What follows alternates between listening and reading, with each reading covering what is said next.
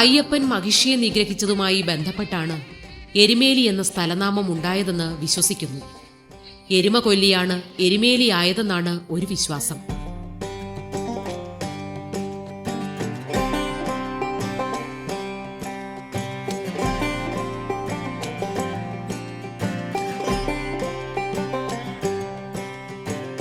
കോട്ടയം ജില്ലയിൽ കോട്ടയം കുമളി റൂട്ടിലെ 26-ാം മൈലിൽ നിന്നും 12 കിലോമീറ്റർ സഞ്ചരിച്ചാൽ എരുമേലി ധർമ്മശാസ്താ ക്ഷേത്രം ദർശിക്കാം.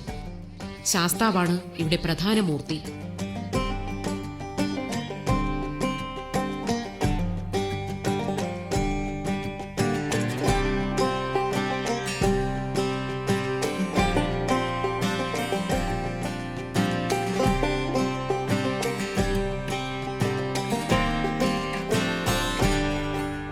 നിൽക്കുന്ന രൂപത്തിലാണ് ഇവിടെ ശാസ്താവിന്റെ പ്രതിഷ്ഠ.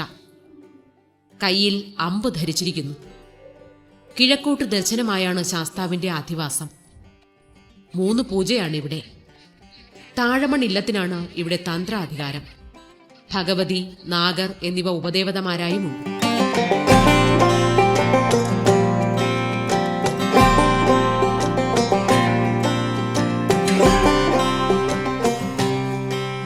കുംഭത്തിലെ ഉത്രമാറാട്ടായി 10 ദിവസത്തെ ഉത്സവമാണിവിടെ. റാന്നി കർത്താവിന്റെ കീഴിൽ ഉദ്യോഗസ്ഥനായിരുന്ന ആലമ്പള്ളി മില്ലക്കാർ പണിതീർത്ത ക്ഷേത്രമെന്നാണ് പഴമ. മില്ലക്കാർ എന്നത് ഉദ്യോഗസ്ഥ പദവിയെ കുറിക്കുന്നതാണ്. മില്ലക്കാരൻ ഭാര്യാസമേതം തിരുവമ്പാടി ക്ഷേത്രത്തിലെ ഉത്സവത്തിന് പോയപ്പോൾ അവിടെ വച്ച് അപമാനിക്കപ്പെട്ടു. തുടർന്ന് മില്ലക്കാരൻ സ്വന്തമായൊരു ക്ഷേത്രം നിർമ്മിക്കാൻ തീരുമാനിച്ചു. ജ്യോതിഷിയുടെ നിർദ്ദേശപ്രകാരം പമ്പയാറ്റിൽ നിന്നും വിഗ്രഹം ലഭിച്ചു. തുടർന്ന് ആലമ്പിള്ളി പുരയിടത്തിൽ പയറ് വിതച്ച് പയറിന് പൂവും കായുമായപ്പോൾ ഒരു പശുവിനെ അഴിച്ചുവിട്ട് പയർ തീറ്റിച്ചു. പയർ തിന്ന പശു തുടർന്ന് ഒരു സ്ഥലത്ത് വിശ്രമിക്കാനിരുന്നു. ആ സ്ഥലത്താണ് നാം ഇന്നു കാണുന്ന എരുമേലി ധർമ്മശാസ്താ ക്ഷേത്രം കുടിയിരിക്കുന്നതെന്നാണ് വിശ്വാസം.